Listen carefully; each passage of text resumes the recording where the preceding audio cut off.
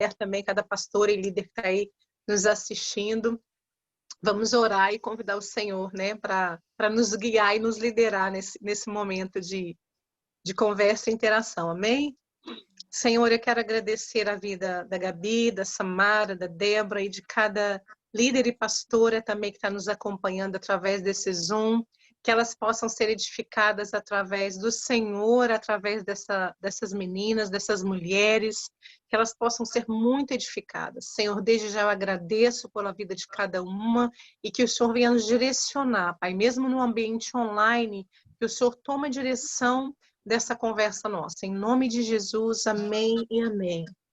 Amém. Que bom estar aqui com vocês. Obrigada. Deus abençoe vocês tremendamente. Recebe aí um abraço já, desde já. E eu queria começar com a Débora. A Débora agora já é mãe de primeira viagem. Débora, queria que, né, vou fazendo perguntas aos poucos e vocês interagindo, mas queria que você fizesse um resumo aí um pouco, né, da Débora, né? Quem que é a Débora aqui, que está aqui para conversar com a gente hoje? Então, eu sou a Débora, eu moro aqui na Inglaterra já tem uns 18 anos, mais ou menos, né? Estive morando há pouco tempo em Portugal, fiquei 1 ano e meio, mas voltei, tive um bebê lá em Portugal, no meio dessa pandemia, né? Mas sou filha de pastor, como a Suzy falou, e é uma caminhada, assim, bem diferente, né, Suzy? Acho que todo o nosso tempo, criança, adolescente, adulto, é bem diferente. Todas essas fases, sendo filho de pastor, acho que é um pouco mais intenso. Mas eu estou muito feliz de estar aqui e poder falar, né, sobre isso abertamente, né? Amém. Você é casada, né, Débora? Casada, tem um filhinho, Sim. acabou de falar que tem um filhinho. Tipo... Gabi, faz o resumo seu aí. Quem é a Gabi? Eu sou a Gabi. Eu nasci no Brasil e com 6 anos meus pais mudaram para a Bélgica para pastorear lá. E aí com 15 eles mudaram para cá, quando eu tinha 15 anos, eles mudaram para cá, para Londres, para pastorear aqui. Então já faz 7 anos que eu tô aqui e já faz quase o mesmo tanto de tempo que eu não sou mais filha de pastor. Mas não tem filho. Não sou Daqui a pouco vocês vão conhecer um pouco mais da história da Gabi, né? Que vai casar ano que vem, né, Gabi? Uhul! Samara, faz um resumo aí da Samara. Eu sou a Samara, tenho 17 anos, sou daqui do Rio de Janeiro, Brasil. Sou filha de pastor há 17 anos. Meus pais terminaram o seminário. Eu estava na barriga. E é isso. Linda. A Samara esteve aqui, foi uma experiência linda, né? Nós levamos ela no País de Gales e ela ficou muito emocionada quando conheceu, pisou naquele território, né, Samara? Porque é uma apaixonada por Jesus, apaixonada pela história do avivamento. Tenho boas lembranças da sua vinda aqui na Inglaterra, viu, Samara? Então, eu queria, assim, ajudar vocês, a gente nos ajudar a construir um pouco essa história, né? Porque ao mesmo tempo que eu acho que ela é importante para pastores e líderes ouvirem, até os jovens. Eu quero falar jovem, gente, mas é que eu olho para vocês assim, aquele senso de mãe, de cuidado, me faz querer falar adolescente, sabe? Mas são jovens. Então, assim, eu acho que é importante até para jovens ouvirem. E eu sei que vocês também acham importante compartilhar isso, porque eu conheço um pouco o coração de cada um de vocês, vocês acham muito importante compartilhar isso, mas eu sei também que eu estou falando com 3 moças extremamente, assim, cautelosas com o que vão falar, e 3 moças totalmente, assim, né, que não são dadas a exibicionismo de marketing, nem de mídia, né? Por isso que eu vou ter todo esse cuidado e esse zelo para conversar com vocês, tá bom? Então, Gabi, vamos começar aí com você. Queria que você, assim, falasse para nós um pouquinho, assim, das suas lembranças, né? E vamos começar com as boas lembranças, né? Porque é claro que todos nós temos essas lembranças que elas formam, né? Você está aí como psicóloga, você sabe essas lembranças que estão na nossa memória, né? Tem aquela gavetinha das boas lembranças e aquela gavetinha das más lembranças, né? Uhum. Mas eu queria trazer esse resgate, assim, quais são as coisas boas que você sempre tem memória, né, da jornada pastoral dos seus pais? Bom, até hoje eu acho que a coisa melhor que pode acontecer quando sendo filho de pastor é as pessoas falarem para você: seus pais marcaram minha vida. Seus pais foram uma influência boa em mim, seus pais mudaram minha vida, seus pais me ajudaram. E até hoje, até 3 semanas atrás, eu tive uma mensagem dessa de um menino falando para mim que o meu pai marcou a vida dele. E isso foi, né, muito emocionante de ouvir. E desde pequena eu amo ouvir essas coisas das pessoas. Então, acho que isso é uma lembrança muito boa. Eu não tenho nenhum momento específico em que alguém falou isso e eu morri de chorar, mas eu acho que isso sempre foi uma coisa que sempre me dava muita alegria, muito prazer em ser filho de pastor, porque isso vale a pena, né? Tem todos esses problemas e é bastante, né, ser filho de pastor. É muita coisa que você tem que carregar. Você não carrega só o peso dos seus pais, você carrega o peso da igreja que vai para sua casa. Mas aí quando as pessoas falam isso para você, você fica assim, valeu a pena. Isso é edificante. Uau. E você, Tamara, o que são as coisas boas também que você carrega assim dessa jornada pastoral? Meu pai me chama de companheirinha. Eu gosto muito de visitar as igrejas com ele e ver exatamente o que a Gabi disse. Pessoas dando esse feedback, né? Sobre o quanto meus pais marcaram a vida delas. Acredito também sobre as viagens. Deus fez como que eu posso dizer, muitas conexões através disso. Amém. Que marcaram também seu Isso. coração, né, Samara? Exatamente. E você, Débora? Me fala aí quais são as coisas que marcaram o seu coração nessa jornada aí, como filha de pastor. Eu acho que assim como quando o tempo, né, vai passando, a gente vai percebendo esse DNA, esse legado, né, que é deixado em nós. Então, é inevitável. Você pode ir para qualquer lugar do mundo, você pode estar em qualquer lugar, mas você tem um legado, né, que é passado para você com as atitudes, com palavras, com tudo, né? A vivência dentro da igreja nos deixa com uma marca para onde você for, você vai levar isso. E isso para mim é o que tem sido assim, o que eu mais vejo, né? Que são as alegrias assim de ser filho de pastor. É que assim, a gente não é pastorzinho, mas a gente tem um pezinho lá, viu? Né?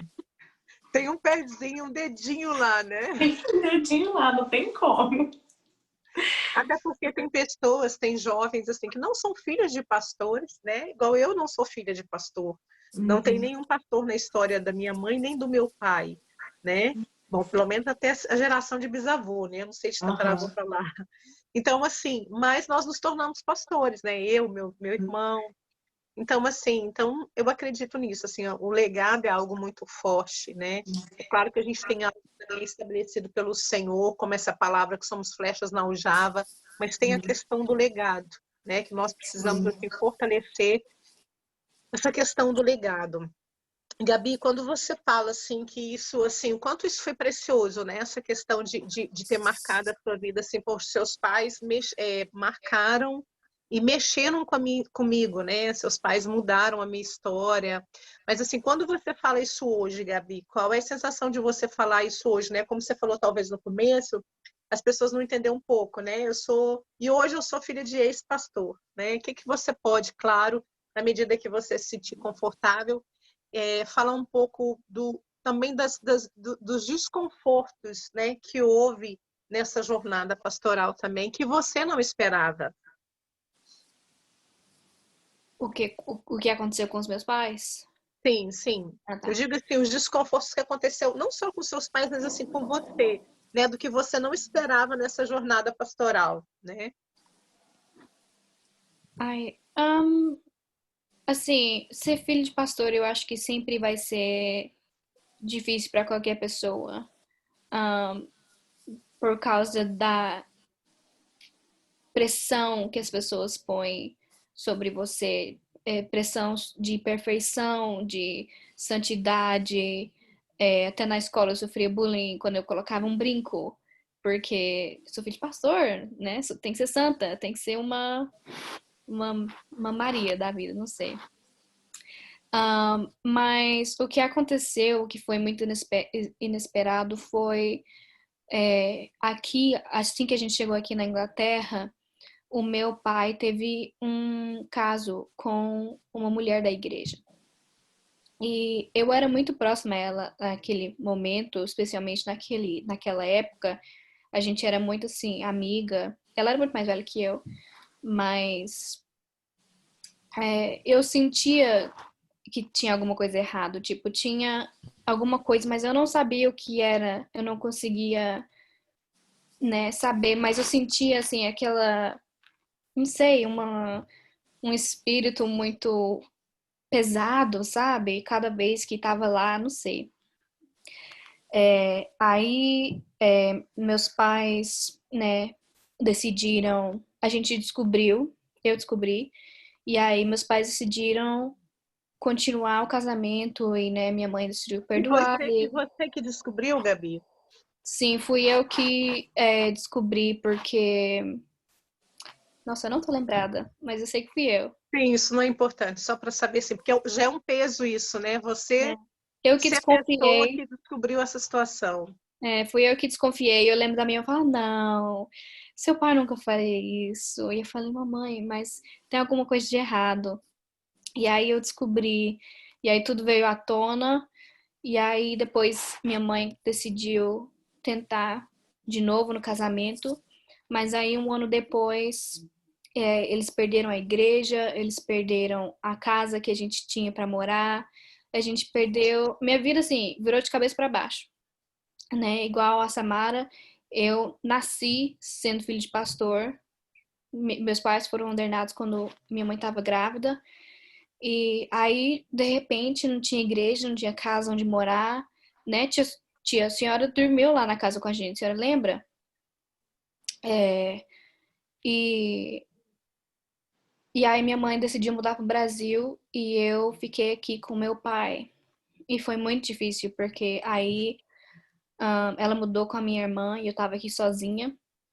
E aí meu pai decidiu trazer uma namorada dele que ele conheceu no Brasil, que ele foi de férias, me deixou aqui sozinha, com 17 anos, e aí ele trouxe essa mulher para morar aqui comigo, em um quarto só.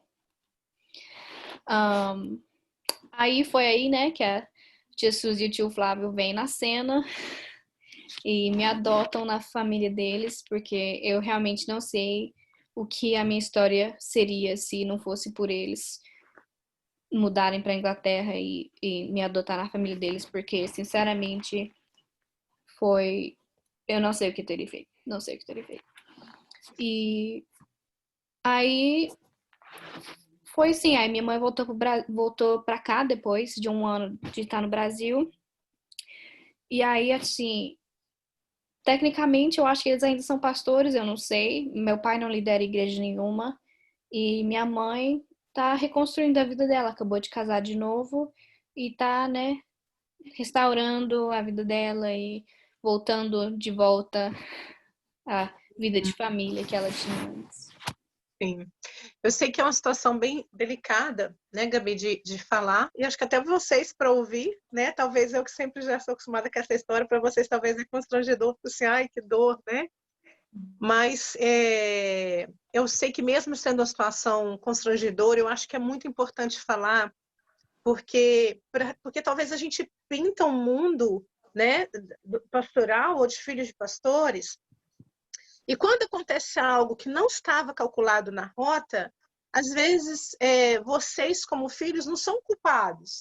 Ou então vocês estão esperando da igreja uma outra ação e não serem tratados como talvez vocês são tratados, né? Enfim, situações diferentes também, cada um de vocês tem uma história, né? Não são todos que têm uma história, que eu digo, até uma certa rota. A história da Gabi foi trágica, mas Deus é especialista de transformar situações, né, Gabi? Deus te deu um noivo maravilhoso, queridíssimo, homem de Deus, nativo dessa nação, e cristão, né? E a família dele também adotou você, ama você. Então, isso, assim, Deus reconstruiu, já está lindo. Mas eu acho que é muito importante ver realmente essa história de dor, assim, o que geralmente acontece. Você está numa história onde você não escolheu aquela decisão pelos seus pais. Eu sei que não é só filho de pastores que passam isso, muitos filhos passam por isso. Você não escolheu essa situação pelos seus pais e, de repente, mesmo que a sua mãe tentou, né, não deu certo, ela vai para o Brasil, teu pai vai para o Brasil depois, em vez de voltar com a tua mãe, volta com a outra mulher, ainda coloca na mesma, não só na mesma casa que você tá, né? A Débora, ela entende essa situação, quem mora aqui na Europa, né? É muito comum as pessoas dividirem quartos e morar só num quarto até ela reconstruir a vida. Então, de repente, não só coloca ela na casa que você tá, mas assim, coloca ela no quarto que você dorme. Então, quer dizer, você ficou meses dormindo com teu pai e com a namorada do teu pai no mesmo quarto. Então, assim, isso é muita dor. Eu sei a dor que você vivenciou, eu estive presente com você. Eu vi Deus reconstruir a tua história, graças a Deus. Mas eu queria, assim, que você, assim, na íntegra, compartilhasse conosco, assim, Gabi, o que realmente, assim, a tua frustração, porque eu acredito que vem uma frustração com Deus também, né, Gabi? Isso é natural, né? Mas, assim, como foi essa rota, assim, dessa construção, assim, esse baque, esse susto, mas também essa reconstrução que o Senhor fez? Eu acho que foi muito difícil meu relacionamento com Deus naquela época, porque antes disso tudo acontecer, eu era assim, eu era assim, a princesinha de Deus, né? Eu era assim, eu me via, tinha um relacionamento assim romântico com Jesus e era tudo mar de flores de rosa, não sei como que fala a expressão. E eu era assim, a menininha inocente, nada ruim vai acontecer comigo, meus pais vão morrer juntos. Eu sou a Ana Paula Valadão dessa geração. Meus pais são o Márcio e a... Gente, qual é o nome dela? Renata. Eu era essa. E aí, quando isso aconteceu, foi uma decepção muito forte, porque eu falei assim, não era para acontecer isso comigo. Meus pais são pastores, não é para... O pastor não faz uma coisa dessa. Você tem que ser íntegro, você tem que dar exemplo, você tem que né, liderar as pessoas para o lugar certo. Não fazer bobagem com outras mulheres. Mas era uma decepção muito forte com Deus. Tipo assim, como que você deixou isso acontecer? Comigo. Acontece com todo mundo. Os pais de todo mundo separam. O pai de todo mundo trai. Mas nunca acontece comigo. Né? Isso sempre acontece com todo mundo.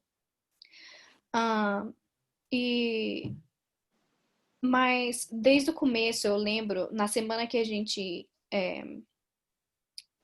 como é que fala? Descobriu, Deus falou comigo e ele falou que eu entendi muito claro que ele estava me moldando na shape, como é que fala shape? Na forma de Cristo. E assim, quando você molda uma coisa, às vezes dói. E eu senti essa dor, e era essa dor que eu estava sentindo, mas ia ser para um futuro, assim, onde ele podia me usar. Que eu ia ser a forma de Cristo, a luz, e as pessoas iam olhar para mim e ver ele lá. E eu sabia disso desde o começo. A semana que a gente descobriu, Deus falou isso para mim. Mas essa história durou 3 anos. Então, durante esses 3 anos, foi uma montanha russa de emoção e de relacionamento com Jesus. Não era só, Deus falou isso para mim, então isso é a minha esperança. Não, gente, foi difícil. E aí eu completamente... Não que eu abandonei minha fé, mas eu não tinha mais esperança, eu não tinha mais fé. eu não tinha mais alegria, eu não tinha mais nada. Eu era assim, não servia para nada. Eu era um desperdício de espaço. Então, eu não sentia nenhuma emoção, não tinha nada. E foi só quando a tia Suzy veio mesmo que eu comecei. Cada vez que eu ia para casa deles, era um novo encontro com Deus que eu tinha. E foi assim que foi voltando, e foi assim que eu fui começar a ver o propósito em tudo que eu estava passando. E como isso poderia ser usado, entendeu? Mas antes disso eu estava completamente perdida, achando que minha vida nunca ia mudar, eu não tinha nenhuma emoção. E é só, obviamente, depois de passar pelo túnel, agora que a gente está na luz, que eu consigo olhar para trás e ver onde que Deus estava a todos os momentos da história, por mais difícil que eles sejam. Só agora que eu consigo ver onde ele estava naquele momento, mas quando estava acontecendo eu não conseguia. É interessante, né, que o lugar da nossa dor geralmente é o lugar onde vai nascer nosso ministério, né? Então, assim, eu sempre olho para a Gabi, sempre vejo ela assim, não imaginei que ela iria fazer tão claramente a psicologia, né? Mas assim, eu sempre vejo ela também curando corações, e principalmente nessa questão da área pastoral, de filhos de pastores, né? E ela sempre teve essa vontade, né, de falar o coração dos filhos de pastores. Mas eu acredito que é isso mesmo, né? No lugar da dor nasce o nosso chamado, né? E eu sei que, assim, cada um tem uma história, né? Igual você falou, a gente nunca pensa que aquilo vai acontecer com a gente, né? Pode acontecer com o outro, mas, assim, comigo, eu acho que é muito natural a gente sempre fazer essa avaliação com a gente. Eu não sei por que a gente faz isso, é porque justamente a gente se sente tão princesa, tão querido, que é normal e natural a gente fazer isso. Mas eu me lembro de um acidente que eu tive, né, aos 18 anos, e quando eu tive esse acidente, eu lembro que, assim que eu saí de coma, a primeira coisa que eu lembro de me perguntar, até hoje eu lembro nitidamente, de eu me perguntar, mesmo vendo minha mãe, pessoas ao meu redor, médicos, na minha mente, a primeira coisa que eu abri o olho, que eu comecei a ter memória de novo, eu falei, Deus, por que isso aconteceu comigo? Mas por que comigo? Né? O Senhor me ama tanto. Eu acho que é natural a gente ter sempre essa sensação, né? Por que esse problema aconteceu comigo? Mal a gente sabe que cada situação de dor, Deus está nos forjando nela, né? Então, Samara, me fala um pouco também assim de processos assim de dores, né, que nessa jornada também assim já aconteceu de você passar. Não estou dizendo literalmente desse processo de jornada dos seus pais, mas assim você como Samara mesmo, né, também já passou processo de dor, né? Não é intocável, né, Samara? Em relação ao ministério, né? Sim, ao Acho que sim. ministério, a você mesmo, né, a Samara, porque assim é natural as pessoas pensarem assim, a gente igual a Gabi falou, a gente é intocável, né? Não acontece nada de ruim com a gente não tem sentimento ruim. E é natural, né? Aham, Eu lembro até de ouvir ouvir um pouco do seu testemunho. Então, assim, a gente é natural, né, Samara? sim. Perdão. Então, desde muito novinha, eu fui diagnosticada com ansiedade e déficit de atenção. E isso sempre foi um processo muito grande na minha vida, uma questão, aliás, muito grande na minha vida. E quando eu completei 14 anos, eu fui diagnosticada com depressão. E veio meio sem motivo, né? As pessoas tentam achar um motivo, mas veio sem motivo. E foi muito estranha essa relação com Deus e com meus pais também. Eu tentava omitir tudo dos meus pais, o que eu estava passando, o que eu estava sentindo, só contava para minha psiquiatra e minha psicóloga. Quanto a meus pais, meu pai começou a se questionar muito em relação a isso. Será que eu abandonei a minha filha? Como que ela pode estar passando isso? Eu sou um pastor. E teve até um domingo que ele descobriu que eu tive uma tentativa de suicídio. Ele descobriu isso, cancelou assim e começou a orar, Senhor, onde foi o que eu errei? Mas não era, né? Era exatamente isso que você estava falando, Deus nos forjando, onde exatamente nós vamos atuar um dia. E hoje eu posso contar isso como testemunho. Meu relacionamento com Deus foi exatamente também o que a Gabi falou. Parece que foi uma balança, né? Às vezes estava lá em cima, um balanço, aliás, e às vezes estava lá embaixo. Eu não tinha mais ânimo e nem sei se eu acreditava mais. E Deus foi restaurando a minha alegria, meus sentimentos. Isso foi muito precioso. E difícil também, as pessoas julgaram muito. Como assim? Você é filha de pastor? Tá em pecado? Apontaram um dedo. E eu ouvi um monte, assim. Mas Deus é soberano, né? Sobre todas as coisas. Eu imagino a pressão que você, assim, sofreu consigo mesmo primeiro, né, Samara? A cobrança, né? Como Sim. você mesmo falou, né? Você olhou e, tipo, não achou motivo. E você primeiro tentando procurar um motivo, né? Porque se você já tem um diagnóstico de aceleramento de ansiedade, né? Já é natural você cair nessa área de depressão às vezes, e o déficit também. Eu tenho déficit também, e tem ansiedade, a síndrome da ansiedade acelerada, eu sei o que é isso.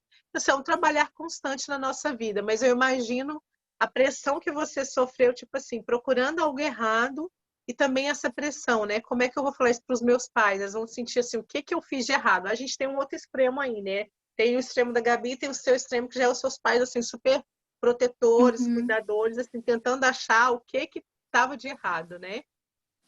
E daí tem a história da igreja, mas que eu vou deixar essa para a segunda chamada de conversa para perguntar sobre isso. Então, eu imagino isso, essa pressão que foi para você e essa cobrança da igreja também, né? O que está acontecendo? Porque acho que é uma coisa religiosa tão natural da igreja, já sempre tem a tendência de achar que tem um pecado quando nós estamos manifestando algum sentimento que as pessoas não estão esperando. Que as pessoas colocam expectativa em vocês, né, em nós, colocar nesse quadro, e daí, porque você não supre aquelas expectativas às vezes aquelas emoções ou aquilo, as pessoas terem tendência que é o pecado. E isso é muito ruim, porque quando você está expressando a emoção, graças a Deus. O ruim é quando a pessoa não expressa nada e ela está vivendo um pecado oculto há muitos anos. Então, como as aparências realmente se enganam, né? As pessoas são muito ligadas à aparência, né? E ela não é ligada ao que é natural, né? Não é ligada assim ao que é comum. Né? Eu me lembro até um comentário, não sei se ela é relevante, mas esses dias eu fui ao shopping, fiquei muitos meses sem ir ao shopping por causa do lockdown, não estava indo, e foi a primeira e última vez também por esses dias, né? E eu me lembro do desconforto que eu senti, porque eu cheguei lá, estava todo mundo de máscara, eu também estava. Mas foi uma sensação muito esquisita, né? Acho que não sei se aí no Brasil também está assim, mas assim, você tem uma pista de ida e uma pista de volta, e você tem até Uhum. rótula como carro para os pedestres. Então é Sim. muito estranho. Mas quando eu olhei aquele, todo mundo de máscara, falei, gente, que sensação esquisita. E, assim, todo mundo de máscara. Aí me veio uma coisa, assim, sabe, na mente, assim, que estranho, porque quantas pessoas, né, invisivelmente usam máscaras constantemente, né? E agora que é para usar realmente uma máscara, isso nos causa um desconforto, né? Não sei se vocês entenderam, assim. É uma Uhum. máscara invisível constante, mas quando você tem que usar uma literalmente, é como se você estivesse tendo uma visão espiritual aberta, todo mundo de máscaras, entende? Sim. Então, tipo assim, uau, quem realmente está sendo quem, né? Então, assim, é uma Uhum. sensação muito estranha. Então, parece que as pessoas não estão prontas para lidar com o que você realmente é, sem respeitar a tua essência, né? Porque a tua essência, ela está em Deus, né? O momento que você está passando, ele não te define. Como o momento que a Gabi estava passando não define ela e não define outros jovens da idade dela. Como o momento que você passou também, Samara, não define você e outros adolescentes da tua idade. São os momentos que vocês estão passando, né? E você, Débora, o que você pode compartilhar conosco também dessas fases, das más lembranças? Ai, ai, ai. Então, para mim, o que mais me marcou, né, marcou sim a minha vida totalmente, é a questão do tempo de qualidade que eu não tinha com os meus pais. Por causa da igreja, né? Por causa do compromisso com a igreja. Então, assim, é, desde pequena, filha de pastor, ou seja, na igreja todos os dias, né? Meu pai, no Brasil, ele trabalhava fora, então ele tinha mais tempo, por incrível que pareça, ele tinha mais tempo. Porque ele chegava em casa dia de semana e não ia para a igreja, né? Mas depois que a gente veio para a Inglaterra, ele teve que trabalhar integralmente para a igreja. Então, assim, ele chegava às 11 horas, meia-noite em casa, então eu não via meu pai. E assim, eu tinha um pai dentro de casa, mas eu não tinha um pai presente, entendeu? Porque meu pai estava o tempo todo ocupado com a igreja, cansei de ver assim, ele de madrugada, às vezes também orando com pessoas no telefone, sabe? Final de semana. E outra coisa que aconteceu aqui na Inglaterra é que assim, aqui é bem diferente do Brasil, porque as pessoas não têm suas famílias. Então, assim, Natal, Ano Novo, Dia da Mulher, Mãe, Dia do Pai, Dia da Mãe, tudo a gente passava, né, com as pessoas da igreja. Porque aqui as pessoas não têm suas famílias, né? Não tem aquele churrascão no domingo para se atarefar. Então meu pai, como um grande paizão, acabava incluindo as pessoas da igreja nas coisas que era tempo para a nossa família, entendeu? E foi um descuido, né? Ele não percebeu, porque eu acho que o pastoreio, ele não é uma coisa que a pessoa fala assim, você é pastor. Não, é uma coisa prazerosa, é gostoso, é bom, né? É um chamado. Então a pessoa vai com tudo. Quando ela vê, ela tá mergulhada no pastoreio e às vezes as coisas vão acontecendo dentro de casa e isso acaba não sendo visto. Então isso acontecia demais, né? Eu carreguei por muitos anos muitas coisas que foram acontecendo por causa disso. Então assim, coisas às vezes na escola, sabe? Meus pais não falavam inglês. Então foi muito difícil porque tinha reuniões na escola, eles não podiam ir, ou eles iam, levavam alguém para traduzir, era aquela assim, loucura. Mas eu senti muito essa questão da escola, como eu tinha falado com a Suzy uma vez, né, quando a gente era criança, direto eu dormia na sala de aula, né, porque dia de semana nós estávamos na igreja, chegava muito tarde. Então, assim, isso foi algo que me prejudicou um pouco, né? Eu comecei a não gostar da igreja, porque a igreja tomava o meu pai, sabe? A igreja, assim, tomou o meu pai de mim. Então, eu pensava assim, né? Ele só tem tempo para essas pessoas, não tem tempo para nós. E quando eu via, por exemplo, pessoas que nós amávamos muito, às vezes saía da igreja ou acontecia alguma coisa, aí eu ficava assim, será que vale a pena, gente? A gente tá vivendo, né? Para a igreja, as pessoas fazendo isso com a gente. Então isso também, sabe, eu ficava muito mal com isso. E o que acontece? Por falta, assim, do meu pensamento de achar que meus pais não me amavam, principalmente a figura paterna, meu pai, né, por estar tempo integral na igreja, eu comecei a buscar esse amor em pessoas. Então, assim, na minha adolescência, eu queria namorar de qualquer jeito. E, assim, eu acho, assim, que, né, você que é pastora, que está nos ouvindo, eu acho que isso é super normal, comum, né? Se tiver uma falta mesmo de tempo, de qualidade, de estar ali junto, isso vai acontecer, porque esse amor paterno ele precisa ser preenchido de alguma forma. E a forma que a gente traduz esse amor, né, como a gente quer um amor do homem, a gente acaba indo atrás realmente de um menino, né, de um homem. E foi isso que aconteceu comigo. Eu comecei a querer namorar, meus pais não aprovavam os namoros, aí eu namorava escondido. Até que eu comecei a me relacionar com homens bem mais velhos do que eu. Tipo assim, 10 anos de diferença, entendeu? E assim, cada vez mais que eu me relacionava com alguém, eu sentia que eu era o pato feio da minha casa. Então, assim, não me sentia bem na minha própria casa. Eu ia pra casa, mas assim, eu não sou daqui, eu me sentia assim, eu não sou daqui, eu não sou igual a minha irmã, eu ficava pensando assim, porque a minha irmã era um anjo, mas ela fazia muita coisa escondida. Meus pais não viam, né? Olhavam mais pra mim, porque eu já era muito assim, escancarada, não sabia fazer as coisas escondidas.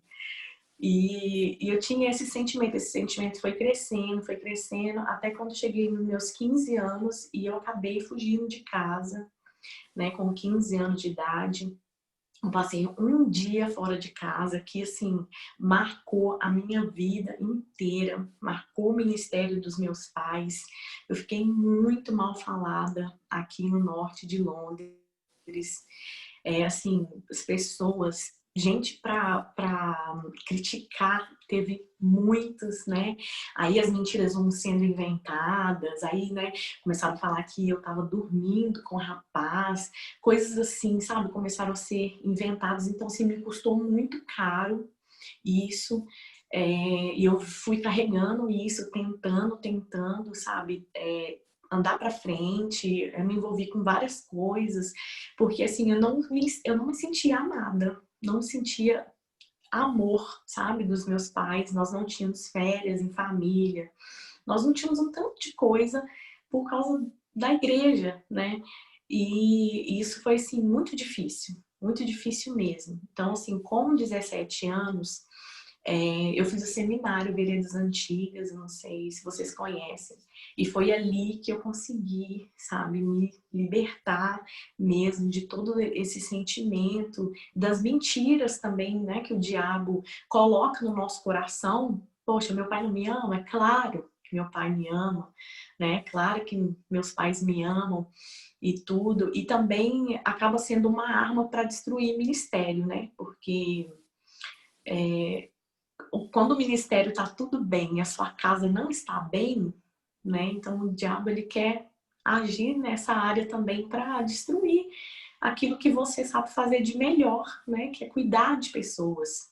Então, assim, hoje eu tenho 30 anos, eu venci isso com 17 anos, conheci meu esposo com 18 anos, depois que eu decidi realmente voltar para Cristo, por conta própria, sabe? Meus pais tentaram me ajudar muito, meu pai tentou me ajudar demais, mas enquanto eu, assim, não quis decidir, assim, conhecer o Senhor, eu sozinha, porque tem muito isso, né? A gente conhece o Senhor através dos nossos pais e fica naquela dependência, principalmente do pai sendo pastor. Ah, Deus vai falar com meu pai, então vai falar comigo. Mas, assim, quando você realmente se entrega para Cristo, foi isso, né, que eu fiz.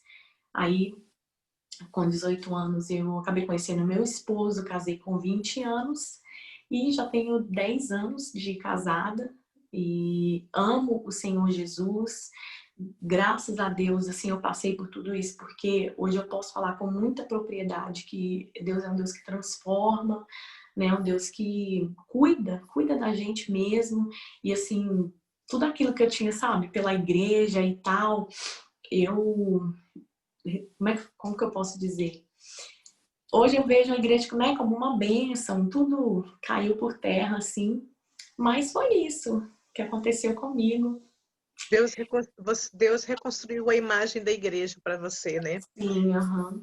Te dando a sua própria experiência com a igreja, né? Que acho que Sim. isso é muito importante, né? Assim, é muito bonito porque eu vejo assim, Deus nunca perde, né? Se Uhum. você tem um chamado, Deus nunca perde, Ele sempre vai restaurar esse chamado.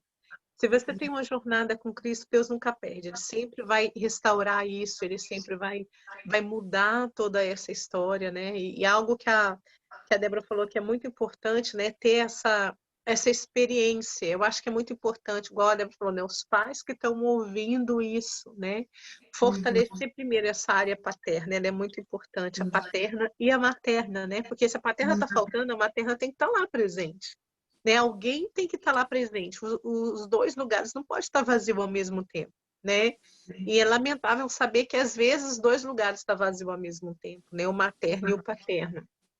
Mas se o paterno tiver vazio, que pelo menos o materno esteja lá fortalecido, né? Porque senão você vai acabar buscando, né? Isso não só filho de pastores, todos os jovens. O jovem é muito intenso, ele vai acabar buscando isso que está faltando nele em algum lugar. Se é a área materna, a tendência é essa, a pessoa sempre está buscando aquela amiga, aquela afeição com mulher, aquela amizade assim pegajosa. E se é uma carência materna, né? Isso é uma carência paterna, é natural, tá sempre buscando em namoro, em relacionamento, um colo, né? Um afago. Às vezes também esse desequilíbrio, eu costumo dizer também que ele vai às vezes até na liderança. Que às vezes você vai para a igreja, você está sempre buscando uma aceitação do seu líder. Você está sempre buscando uma aceitação pastoral, você está sempre buscando uma aceitação de pessoas para reconhecer o teu trabalho, porque era algo que você buscava desde criança, ser reconhecido, né? Então, isso, assim, é normal que alguém te veja essa questão paterna. Eu me lembro que eu fui órfã aos 10 anos e algo que eu sentia muito falta, meu pai não era pastor, era obreiro, mas algo que eu sentia muito falta era do meu pai me buscar na escola. Porque eu via todas as crianças, o pai indo buscar as crianças na escola, e o meu pai não me buscava na escola. E quando eu estava trazendo essa questão para o lado pastoral, quando eu estava pastoreando, um dia minha ficha caiu, porque eu trabalhava tanto na igreja, eu tinha um excesso de ativismo tão grande, de onde eu vim, mas tão grande, que as pessoas faziam tudo para mim, porque eu sempre estava ocupada na igreja, né? Era assessora lá dos bispos e tinha a minha sala lá, sempre estava trabalhando.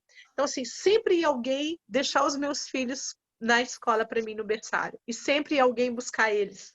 Raramente eu buscava os meus filhos. Sempre ia alguém buscar eles.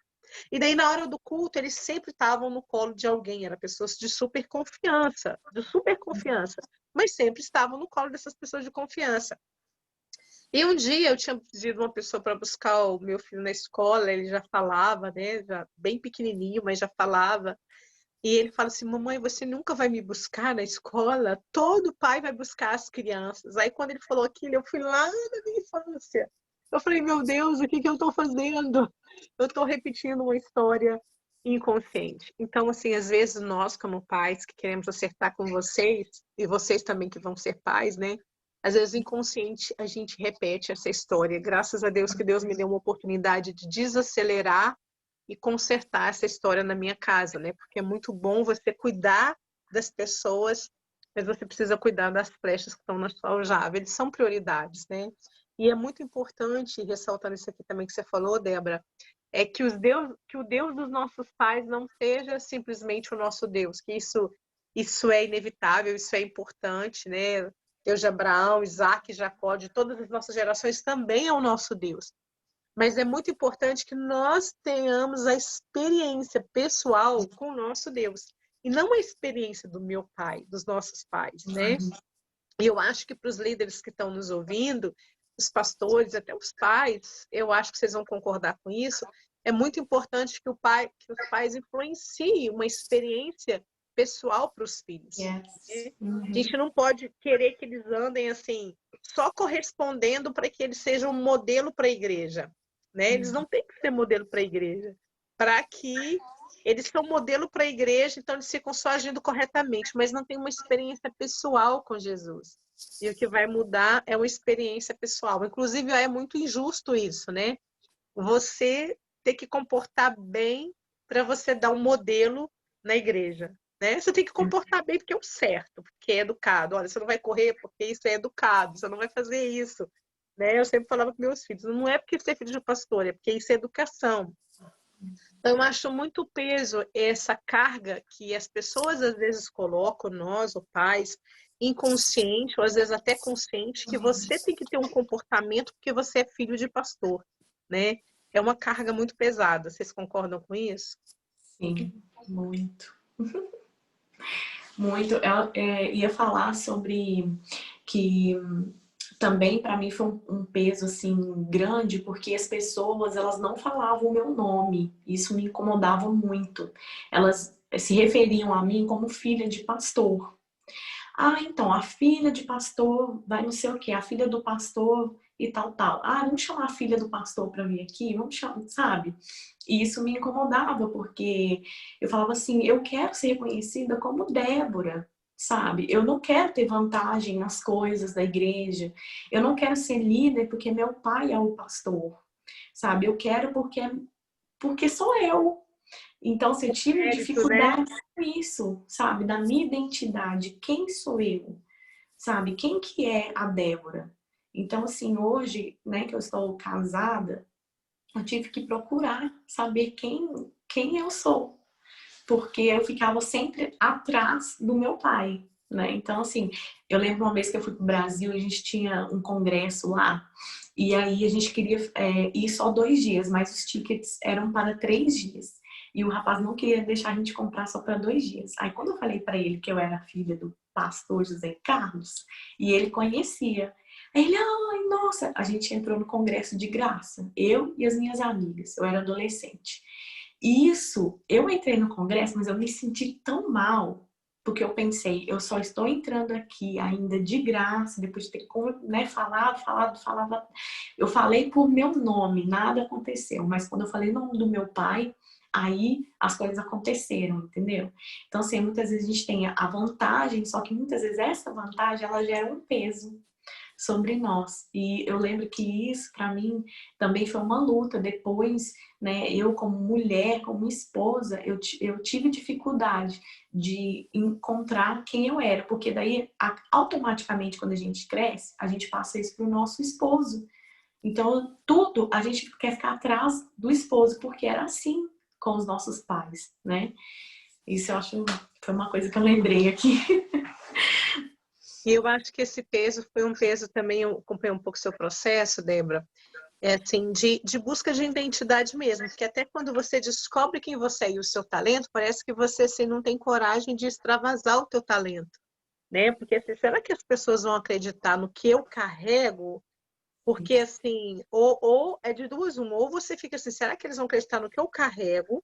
Ou você acha que o que você carrega não vai suprir o suficiente as expectativas deles perante a dos seus pais? Por exemplo, você é cantora e compositora, né? E tem músicas lindas, canção linda, o seu último CD lindo demais, a letra do CD, tudo, a letra da sua canção, tudo. E eu vejo assim, essa luta com a sua identidade de aceitar realmente o dom que você tem. Essa é a Débora, esse é o dom que Deus te deu, esse é o talento. O que eu observo nisso que você falou que é bem pontual, dessa questão, né, de sempre as pessoas te colocarem uma identidade, eu acabei pegando algo aí na psicologia, viu, Gabi? Que você me deu uma brecha aí, que essa questão das pessoas sempre te reconhecerem como a filha do pastor fulano, a filha do pastor, e não colocando nome, isso te deixa um pouco realmente sem identidade, porque você acaba não colocando para fora a identidade que realmente você carrega e o que você faz, os seus dons, né? Não sei se você me entende com isso. E aí, às vezes, você acaba ficando acanhada de expressar o seu dom. Ou porque você não acredita que ele é tudo aquilo, ou porque você acha que as pessoas vão, tipo assim, vão sempre querer mais por ter uma expectativa de você ser quem você é filha, né? Uau, não é fácil.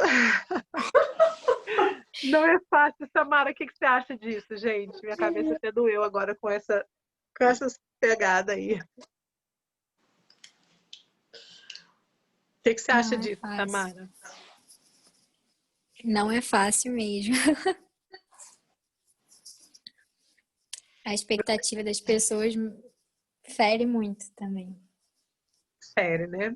E assim, eu vejo também assim, nesse processo todo, ao mesmo tempo, eu vejo um zelo de Deus assim para vocês continuarem reconstruindo quem vocês são e o que vocês carregam, né? Porque eu vejo assim qualidades assim, cada um de vocês assim sensacionais, né? Eu olho para a Samara, por exemplo, e falo assim, meu Deus, a Samara tinha que ter um vlog, um canal, para ela colocar tanta coisa que ela escreve maravilhosa. Depois vocês têm que olhar lá o canal e o Instagram da Samara, ela escreve cada coisa maravilhosa. E a paixão que você carrega por Jesus, Samara. Sabe, fica assim, nossa, Samara, vem cá, põe isso para fora. Mas quando eu vejo isso, eu não coloco expectativa por quem você é filho. Eu coloco mesmo por quem você é, porque eu te conheci pessoalmente, pelo que você escreve. Mas você sente isso, que há realmente essa dificuldade. É porque realmente você espera o tempo certo, né, da exposição, ou esse zelo com a exposição, né, esse temor, porque eu também tenho esse temor muito grande. Eu ainda fico tentando descobrir por que às vezes, se esse temor realmente é de Deus ou se esse temor é porque eu quero ficar na caverna. Se eu que tenho essa idade até hoje luto com isso, imagino vocês. Então, mas eu quero saber assim, Samara, você acha que isso essa questão desse zelo que você tem para a exposição, né? Falo isso já te conhecendo, que eu sei que você tem esse zelo. Isso também tem a ver com essa questão desse peso que as pessoas colocam, que você sempre tem que dar alguma coisa. Você acha que tem algo a ver com isso? Então, eu acredito que eu tenha aprendido a lidar com isso. É mais a expectativa minha sobre mim mesma. Eu sou muito perfeccionista. Então, eu nunca acho que tá bom o suficiente. E eu tento muito suprir a expectativa eu não superei tanto assim. Eu tento, é muito do meu temperamento tentar suprir a expectativa das pessoas sobre mim. E eu também tenho expectativas altas, eu sou muito perfeccionista. Acredito que isso seja o maior empecilho. Seja a questão da caverna mesmo. E um pouco do zelo, claro. Do zelo, né? Eu acho que acaba que essa construção todinha vem por isso, por a gente, assim, querer realmente, assim, mostrar algo bom, ter essa questão da qualidade, mas esse temor, enfim. Isso também. Você acha isso também, Gabi? Sim, e eu acho que uma coisa que filho de pastor também tem muita pressão, né, nessa linha que a gente está falando, é que, não sei com vocês, mas ao redor de mim, agora, que todos os filhos de pastor da minha idade agora são adultos, tá todo mundo pregando, tá todo mundo indo liderar a igreja, tá todo mundo na África fazendo missão. E eu acho que, assim, isso é maravilhoso, mas às vezes dá aquela pressão na gente. Será que se o meu pai não tivesse traído, isso seria eu? Será que eu deveria fazer uma coisa assim? Porque eu sou filho de pastor e, tipo, eu acho que abre a porta para a pessoa, né? Igual a Débora falou, que você não faz uma coisa porque você é você faz porque o seu pai é ele, né? E eu acho que, assim, às vezes, ser filho de pastor abre essa porta para você pregar, fazer ministério. E Deus levanta as pessoas para isso, com certeza, mas eu acho que tem muita pressão. Eu falei com outras pessoas, filhos de pastor, que não são no ministério, assim, clichê, né? E eles sendo essa pressão dos pais, tipo, você deveria estar pregando na igreja nesse momento. Você casou agora você e seu marido têm que, assim, rodear o mundo e sair pregando para todo mundo, né? As pessoas têm que conhecer Jesus, assim que você olha para elas. Eu acho que tem essa pressão na gente, especialmente se seus pais ainda são pastores. Mas às vezes não é isso que Deus chamou seu filho para fazer. Às vezes não é, às vezes o ministério deles é, né, behind the scenes, que não dá para ver, mas ainda existe.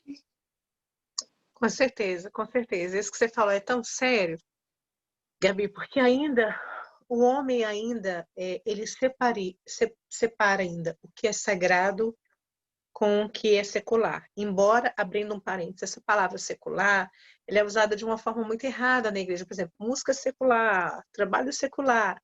A palavra secular, ela quer dizer o século que nós estamos vivendo, né? É a música desse século, né? Então, ela não tem muito a ver da conotação como a religião usa, né? Aprendi isso aqui na Inglaterra, mas estou usando de uma conotação, de uma linguagem que todo mundo vai entender.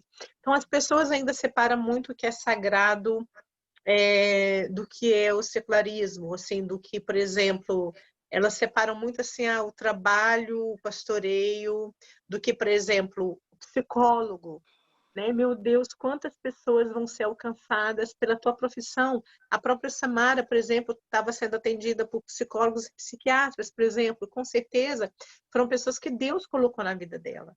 Então, quantas pessoas você vai alcançar com a tua profissão como psicólogo? Quantas pessoas um médico alcança? Né? Imagina um médico de Deus, gente. Nós nunca vamos ter uma profissão tão em alta neste século que nós vivemos como psicólogo, por exemplo. Imagina um psicólogo usado por Deus, que coisa tremenda que é. A tua mãe é desse ramo, né? Trabalha com muitos psicólogos, né, Samara, e psiquiatras. Ela sabe disso. Quando um psicólogo se levanta e é um instrumento de Deus, é algo diferente. Então, eu acho que esse peso, Gabi, ele vem muito da igreja e ele vem muito dos pais. Às vezes consciente e às vezes inconsciente. Eu falo isso como mãe porque eu sempre estou me policiando para que meus filhos não tenham que seguir a minha rota. Eu falo isso porque às vezes eu me pego pondo uma pressão neles que eles não precisam ter. Que eles precisam ter liberdade, por exemplo, quando um dos filhos, eu tenho 3, né? Quando um dos filhos vai no padrão, aí é ótimo, aí você relaxa, fica tranquila, ele vai ser isso de Deus, vai ser isso. Aí quando o outro tem um padrão, eu tenho um do meu que é totalmente assim, ativista e todo cheio de ideia e todo, sabe? Então, assim, ele roda o mundo fazendo tudo quanto é profissão diferente que você possa imaginar nessa terra, ele vai fazer, né?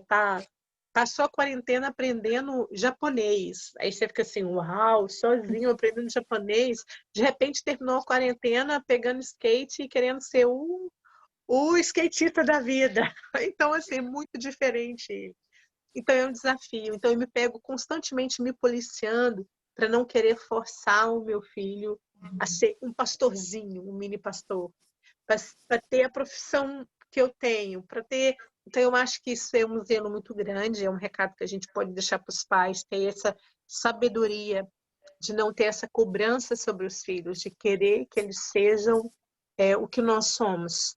Uma coisa é nós identificarmos neles um chamado.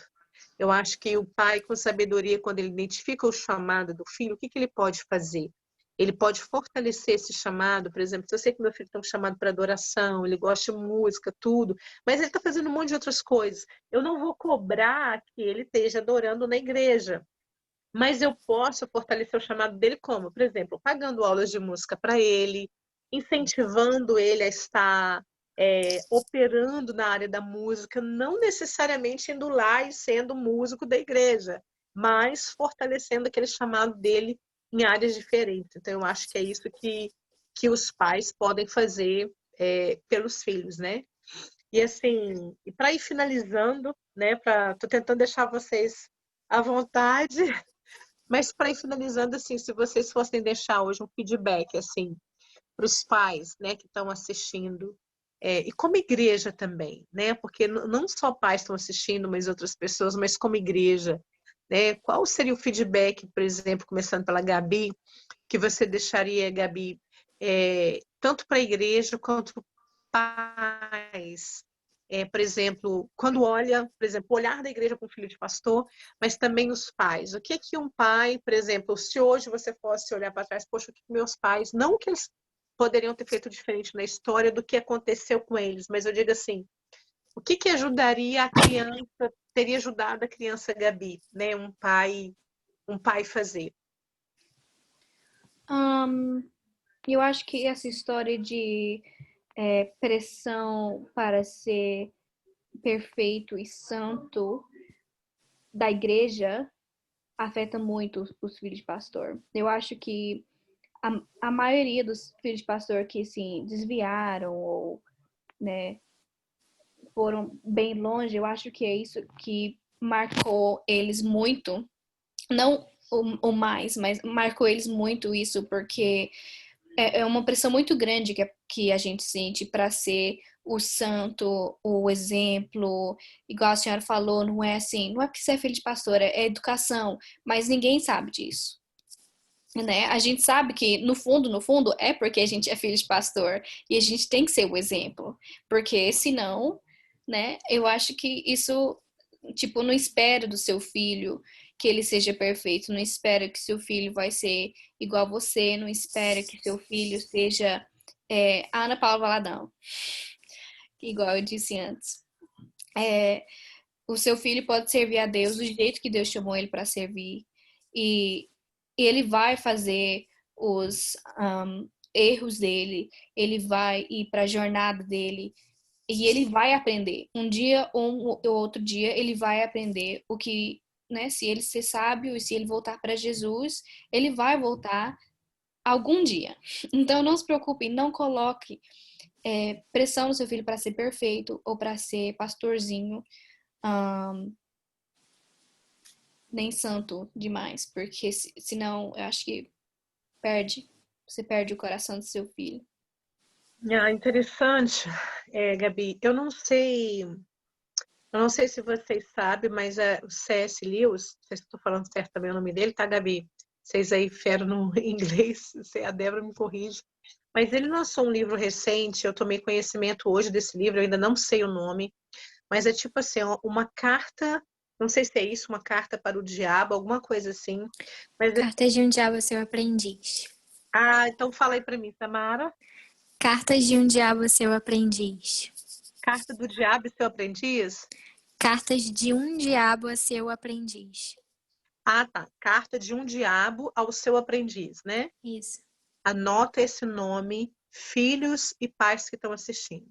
Eu ouvi um feedback hoje de uma pastora da Noruega que esse livro é incrível. Incrível. Você já leu ele, Samara? Já sim. Você é fera, você lê os livros tudo, você come os livros, depois você me fala dele.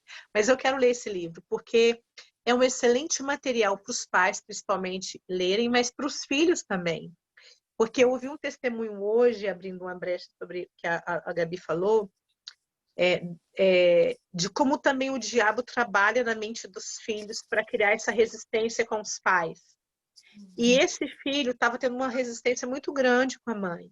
E esse filho estava numa viagem para um outro país e, por acaso, alguém deu esse livro, ele foi folhear esse livro e leu um capítulo, onde ele estava comentando a seguinte coisa, você me corrige aí, Samara, se eu fugir de alguma coisa aí.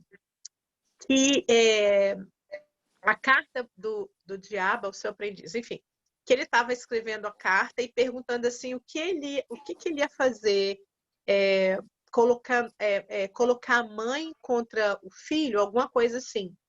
Aí parece que ele respondeu assim, não, você não vai colocar ele contra ela, você vai fazer ele... Lembra isso, Samara? Eu não lembro. É tipo assim, Faz um tempo que eu li. Você não vai colocar ele contra ela, você vai fazer com que, tipo assim, tudo que ela fale seja ruim aos ouvidos dele. Tipo assim, tudo você vai ignorar, vai fazer ele ignorar o que ela fala, porque são os conhecimentos dos pais, né? Ali em Provérbios, honra o teu pai e tua mãe, tudo que eles ensinam, enfim.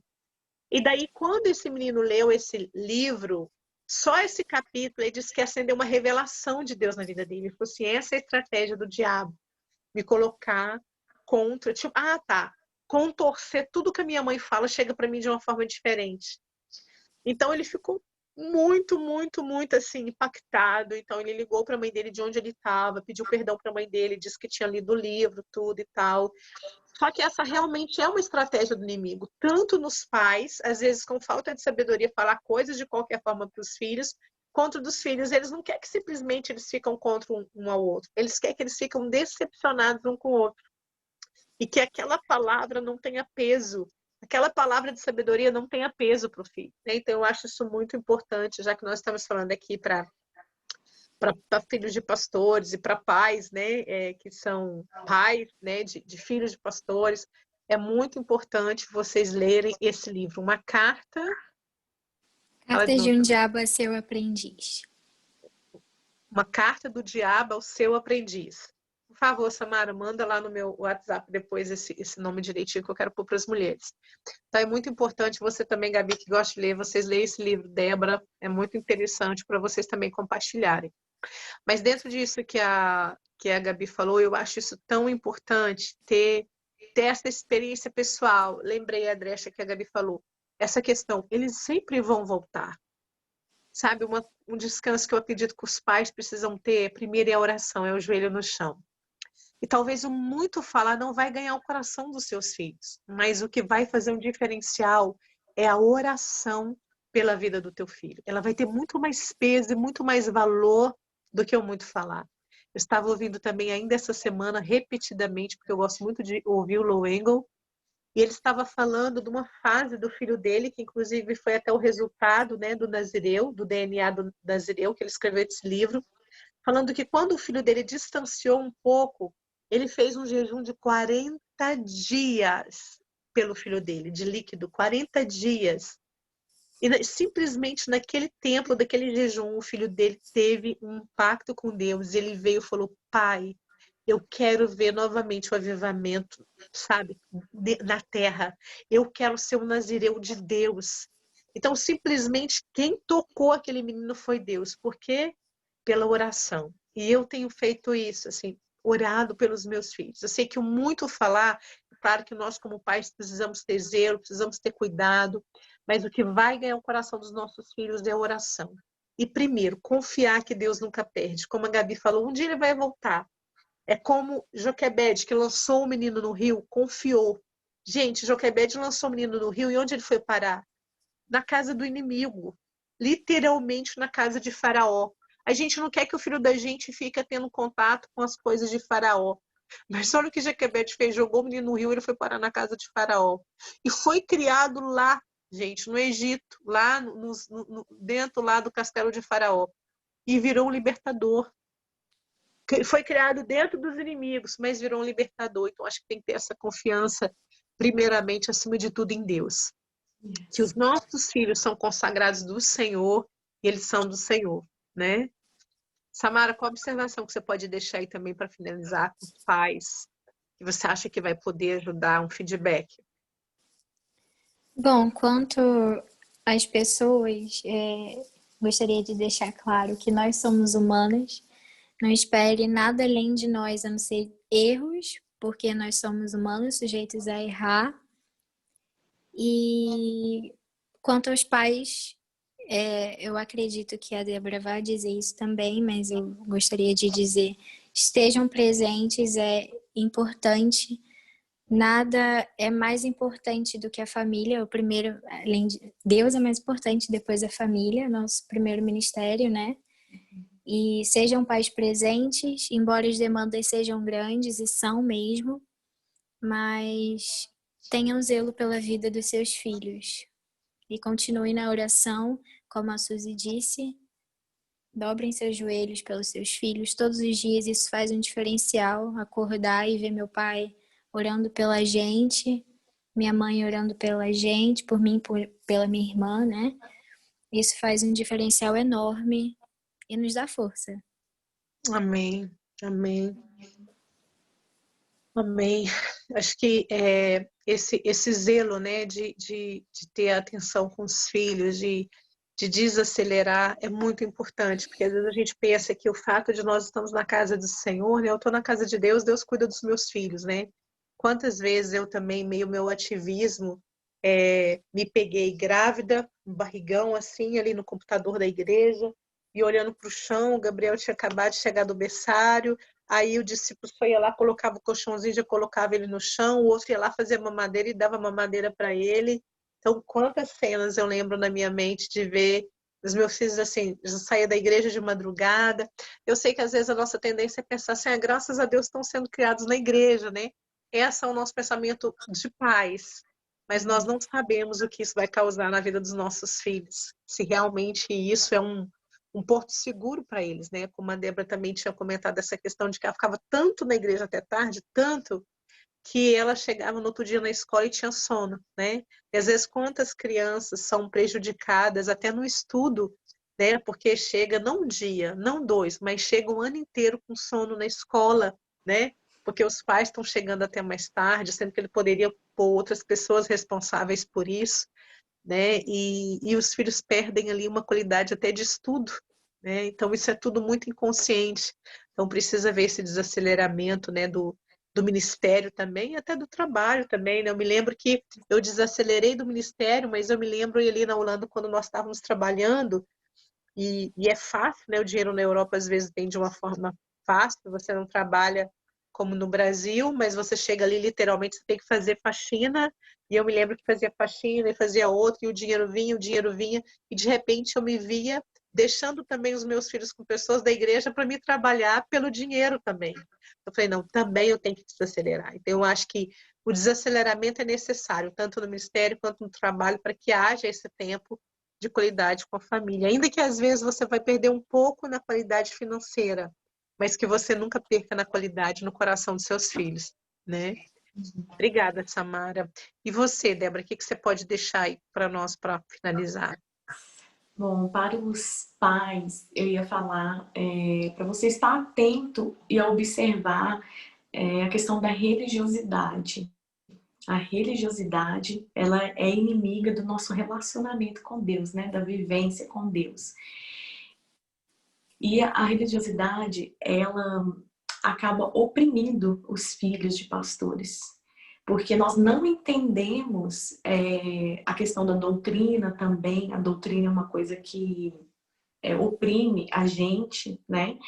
Porque a gente nasce ali naquele meio, nós não podemos usar certas roupas, nós não podemos falar de certas maneiras, mas nós vivemos no mundo onde certas roupas são usadas, né? Certas maneiras de falar são faladas, e às vezes a maneira que é ensinado para nós é imposta, entendeu? Tipo assim, então você não pode usar tal roupa, mas a gente não entende por quê. Né? Nós somos crianças, somos adolescentes, estamos ainda, né, chegando na fase adulta, né? Quero dizer sobre essas fases da vida, que foi onde eu não entendia. Nossa, ué. Então, muitas vezes, eu na minha rebeldia, por exemplo, às vezes eu trocava de roupa no meio do caminho, porque eu queria vestir uma roupa mais legal, né? Então, assim, a religiosidade, a doutrina é algo que a gente tem que. Eu acho que para os pais isso é muito interessante. Você orar, você fala assim, orar onde eu estou sendo religioso, ao ponto do meu filho, né, ou minha filha está estranhando, não quer acompanhar o meu ritmo, porque assim, a gente tem que entender, né, o que é de fato, o que não é legal ser usado, né? Estou falando de roupa, tudo, mas são tópicos muito vazios, assim, em questão da religiosidade, que existe muita coisa mais profunda, né? Eu espero que vocês entendam o que eu quero dizer. E porque são pontos que o pai e o filho sempre vai, né, se chocar, os pais e os filhos, religiosidade e doutrina, que eu acho que é uma coisa que a gente se choca muito, por isso muitos filhos de pastores querem congregar em outras igrejas e não na igreja dos seus pais, porque lá eles vão descobrir também uma doutrina, uma religiosidade, mas não que é imposta, né? Ele vai poder errar, sabe? A gente quer poder, assim, errar, simplesmente. Tipo assim, ou, né, errei, não sabia, ou a gente quer descobrir, né? Espírito Santo, fala comigo, essa roupa aqui tá legal? Né? E não os nossos pais ficar ali, né, na cabeça, menina, você não pode usar isso, você está ouvindo essa música e tal, né? Mais ou menos isso que eu queria falar para os pais. E para a igreja, tentar respeitar cada momento da nossa vida. Se nós somos crianças, se você está numa igreja, os filhos do seu pastor são crianças, então trate-o e tenta ver eles como criança. Eles são adolescentes, então tentar ver eles como adolescentes e nunca como filhos de pastor, porque esse título, né, foi imposto sobre nós sem a gente pedir. E fica muito difícil, porque a gente não consegue assimilar, né? Por que estão me tratando dessa forma, sendo que eu sou apenas uma criança? Por que me tratam assim, sendo que eu sou apenas um adolescente? Eu vi uma postagem da Helena Tanuri falando assim, algumas pessoas vieram aqui no meu Instagram falar que a sua filha está ouvindo músicas da Britney Spears. Aí ela falou assim, gente, eu sou pastora, eu tenho ministério, a minha filha não. Então, assim, seu filho é seu filho, você, né, é você. Eu entendi muito claro o que ela quis dizer. Claro que ela tem zelo, claro que ela não queria, né, que ela estivesse ali ouvindo a música. Mas é respeitar, porque os processos, a gente vai passando pelos processos e a gente vai chegar no tempo do amadurecimento espiritual, né, onde tudo isso vai passar. Você vai olhar para trás e falar, oh, meu Deus, passei uma vergonha do meu pai e da minha mãe, mas hoje isso virou bênção para mim. Hoje eu tô aqui, né, nesse Zoom e posso falar sobre isso. Amém. É isso. Amém, amém. Amém, obrigada. Eu acredito que é de grande valor o que você está acrescentando, inclusive até para a minha própria vida, Débora, porque eu tenho filhos, né? Então, eu sempre tenho que me policiar com essa questão talvez esse excesso de zelo nos faça até ir para essa linha de religiosidade. Isso é muito inconsciente, por exemplo. Eu sou muito cautelosa com essa questão de música, por exemplo. Então, como eu falei, né, o Arthur ele é músico, ele é descobridor. Então, às vezes, ele vai ouvir alguma música e fica assim, eu chego perto assim, essa música é da igreja? Porque, por causa do inglês, eu não entendo 100%. Eu não estou entendendo, essa música é cristã, ela é de crente. Eu falo para ele. E aí, às vezes, eu sempre estou vigiando o tempo todo, sempre pergunto, isso, filho, você tem certeza? Olha o que vocês estão assistindo. Então, assim, são coisas que, às vezes, nós temos que deixar os nossos filhos viver, como você falou, na medida do possível, claro, para eles terem as experiências. E, às vezes, aquilo que para nós é estranho, talvez para eles não é estranho, e também, gente, não é pecado. Por exemplo, meus filhos gostam muito de animes, não sei se fala isso, que é aqueles desenhos japonês, mas não aqueles desenhos japonês esquisito, mas aqueles desenhos japonês de história. Sabe aquelas histórias de romance? E que fica quase 2 horas esses filmes japonês? E aí eu fico assim, ai meu filho, para que você fica assistindo isso? Assiste outra coisa. Assiste um documentário isso, assiste um documentário aquilo, assiste... Aí um dia o Flávio falou assim, amor, você está tratando os nossos filhos como se eles fossem adultos. Vocês querem que ele assista um documentário igual você está assistindo um documentário de avivamento. Você quer que eles assistam isso e aquilo. Deixa eles assistir. A sua idade você assistia isso? Aí eu falo, não. Ele, não, pensa bem. Aí quando eu tô parada pensando, gente, fica assim, gente, eu lembro de eu assistir He-Man, de eu assistir She-Ra, que na nossa época tinha aqueles desenhos esqueléticos, esquisitos, né? E eu assisti algumas coisas. Eu lembro que na minha época tinha aquelas coisas de novela de vampira, que tinha Vamp. O negócio é uma novela assim, gente. Eu lembro que eu assistia aquilo e achava o máximo. E não sei nem como é que eu assisti aquilo, que hoje a gente olha e fala, nossa, era tão fake, né? Mas eu assisti aquilo. Então, claro que hoje, imagina, hoje o entretenimento é muito maior, né? Muito mais cativante as coisas que eles assistem. Então, eu comecei a mudar a rota das coisas como, não falando assim, não assisti isso, mas eu comecei a fazer tipo assim, eu posso assistir com vocês para me entender um pouco, né? Deixa eu assistir também. Comecei a sentar com eles para assistir séries, comecei a sentar com eles para assistir filmes. Às vezes, imagina um homem, eu tive que passar a quarentena inteira assistindo de novo todo a história todinha de Marvel, todos os filmes de Marvel, não sei quantos que tem, e depois de cada um dos Marvels, ainda tinha cada um dos super-heróis, ainda tinha suas séries. Eu tive que fazer toda essa rota com eles. Tinha dia que eu saía de lá assim, eu dormia vendo Marvel nos meus sonhos. Mas, assim, foi interessante ver tudo isso com eles, porque, assim, participar, eu acho que é isso que eu quero deixar para finalizar. Participar da vida do filho é muito importante, daquilo que ele está fazendo. E participar dos erros dele também é importante. Porque talvez aquilo que ele está assistindo realmente não é bom, mas você vai ter que errar junto, você vai ter que participar daquele erro, assistir aquele erro, para depois você falar assim, olha, eu acho que isso não foi legal, isso não foi legal, isso realmente, você tem certeza que você está assistindo, isso não é bom. Então, eu acho que é isso. Mas é isso, gente.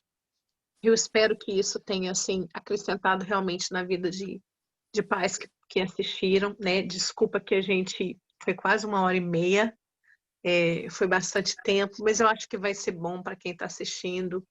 Mas antes disso, eu quero deixar para vocês também uma palavra de fortalecimento, né? Também, se algum jovem for assistir, que é filho de pastor, para você também, que jovem que está assistindo, é que, antes de tudo, a sua identidade está em Deus, né? Você é o que a Bíblia diz que você é. O que o pai da Ana Paula Valadão fala. Você é o que a Bíblia diz que você é. Eu amo quando o pastor Márcio fala isso. Você é o que a Bíblia diz que você é. Então, você realmente tem uma identidade, você é único e você tem uma história. E eu acredito que hoje, mais do que nunca, a geração de vocês tem toda uma oportunidade pela frente de vocês manifestarem o reino de várias formas diferentes. Seja dos púlpitos, seja como um escritor, seja como uma psicóloga, seja como uma youtuber, uma influenciadora, uma cantora, seja como um médico, vocês podem influenciar essa geração de várias outras formas possíveis. E eu quero encorajar vocês para isso. Vocês são mulheres realmente especiais, mulheres de Deus, não nem estaria convidando vocês para estar falando, né, também para mulheres muito mais velhas que vocês. Eu estou falando isso porque realmente eu sei que vocês carregam, eu acredito no que você carrega, Gabi, acredito totalmente. tá? No que Deus transformou tua história. Acredito também, Samara, não só no que você carrega, como no que você escreve. E eu tô aqui torcendo para que você cada vez saia mais e mais e mais assim para fora, para mim usufruir do que você está escrevendo, né? Quem sabe futuramente um livro. Acredito também no que você carrega, Débora, as canções, no que você canta, no que você escreve. E eu sei que todos os processos de dor que vocês passaram, aí são o lance, né? A lança para o ministério de vocês, para vocês não só ajudarem pais e filhos de pastores e pastores, mas para ajudar pessoas, filhos, né? Que eu acredito que essa geração não é uma geração totalmente de títulos, de pastores e de filhos de pastores, mas eu tenho totalmente convicção que essa era que nós entramos é uma era de filhos e filhas. Todos nós estamos no mesmo nível, somos filhos e filhas. Eu sou filha, meu pai é filho, todo mundo é filho. E eu acho que essa é uma era que Deus vai ministrar a identidade dele em todos nós. Amém? Amém. Então eu queria orar, abençoando, né, assim, os pais de pastores, os filhos, e se um de vocês puder fazer essa oração para nós, vocês podem orar aí para nós. Ora aí, Débora, para nós. Amém. Senhor, nós queremos agradecer, Senhor, por esse momento, por esse tempo que o Senhor escolheu para que pudéssemos estar aqui falando sobre isso. Agradecemos, Deus, pelo alcance desse vídeo, Deus, alcançar coração especificamente, Senhor, de filhos de pastores e de pastores. Senhor, em nome de Jesus, que tudo que foi falado aqui, Senhor, seja para a tua honra e para a tua glória. Nós colocamos diante de ti esse tema, Senhor, que aqui corações sejam abertos, Deus, que os